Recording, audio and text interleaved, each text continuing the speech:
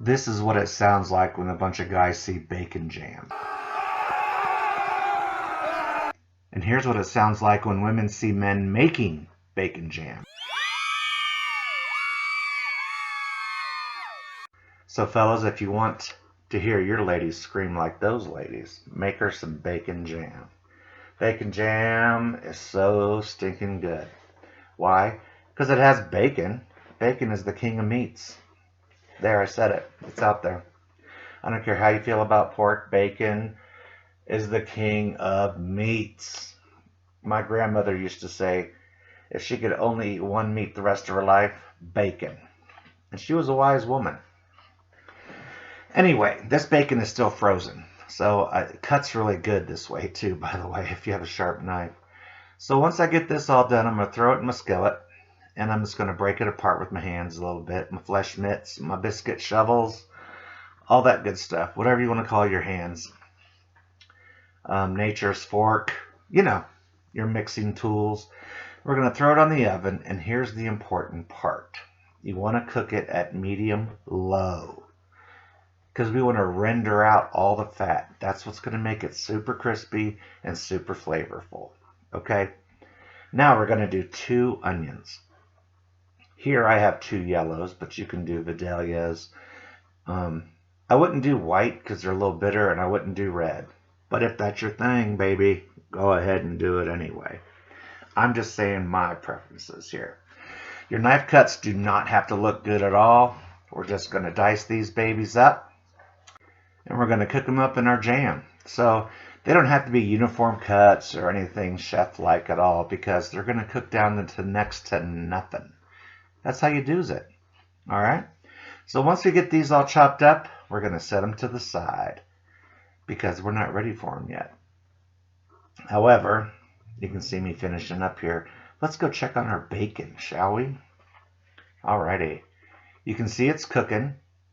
And all that stuff at the bottom that you see, well, it's called fond. And fond means flavor. Don't worry about it. We're going to remove this bacon, and when we put the onions in there, all of that little cooked to the bottom of the pan stuff's going to release and go in our sauce, and it's just going to be so stinking good. Look at this. It's almost ready. When it starts to foam, then you know you're getting close. It's not quite yet because I still see some uncooked pieces or a little bit of white parts that have yet to turn brown. So, like I said, don't rush it. Don't turn your heat up because you're in a hurry. Good things in life happen to those who wait. See that one right there? Not quite done yet, but we'll check it again. Oh, sugary. Look at that. Now that's what I call some done bacon. So I got a bowl with a sieve on it, and I'm going to take my little wire scoop-a-doo, and we're just going to get it out and we're going to drain it. Once I get it all out, I'm going to put that on paper towels and put my bowl and my sieve in the sink, and we're going to dump out all that bacon fat. We're going to reserve it because we don't throw away bacon fat. Not in this house. So, once that's all good and done, I'm going to transfer that little bacon that we saved, and we're going to put it on the paper towel plate with the others. And I'm going to add a 1/4 cup of the bacon drippings right back in. It may look like a lot, but it's really only a 1/4 cup. And the rest of that bacon grease, well, we're going to save that. I keep a glass jar of bacon fat in my refrigerator at all times. Why? To cook eggs in the morning, for potatoes. There's tons of reasons why to keep your bacon fat. So now, I turn the heat back on again to medium-low, and I'm going to add my onions. And we're just going to stir them around. And if you've ever caramelized onions in the past, you know it takes a little time. And that's okay. You want to do it right. So take your time. Don't sit around and watch it. Just stir them every now and then. I'm going to add a pinch of salt, and that's going to help soften them up. Now, if they get too dry, add some water. Oops, I forgot about this part. 1/2 tablespoon of butter. That's all. It just rounds everything out and it prevents everything from burning. Look at that. Yum city. Okay, Now to this, I have already added my spices, which was a little bit, like a quarter teaspoon of red pepper and a quarter teaspoon of thyme. I also added a quarter cup of water and 2 tablespoons of apple cider vinegar. And I've cooked it. You can see now it's starting to darken up. Now I'm going to add about 2.5 tablespoons of balsamic vinegar. I'm using the aged kind. It just gives it that little bit of wang you're looking for when you have some bacon jam. I'm going to stir this around, let it cook down. I also already added a quarter cup of brown sugar.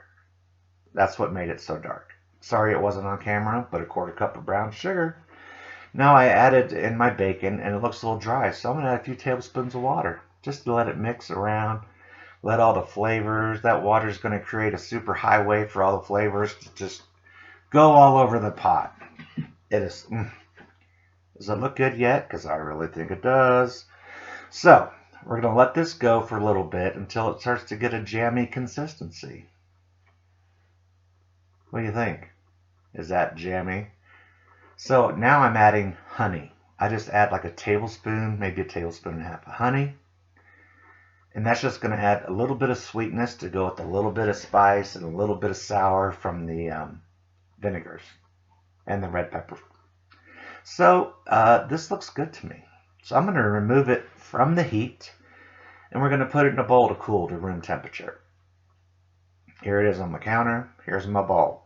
So we're going to put that in a bowl, and we're going to let it cool down to room temperature. Now you can serve it as soon as it hits room temperature. Tons of things you can do with it, but that's what we're doing. Once it cools, then I'm going to put what I'm not going to use right away into a fancy looking mason jar. Now this will keep in your refrigerator for up to 2 weeks. After 2 weeks, throw it out. But up until that day, you can use it. Now, what can we use this for? You can put it on hamburgers. That's orgasmic, I'm here to tell you. You can put it on as a relish on hot dogs. Again, very stinking good. Put it on steaks. Put it in an omelet.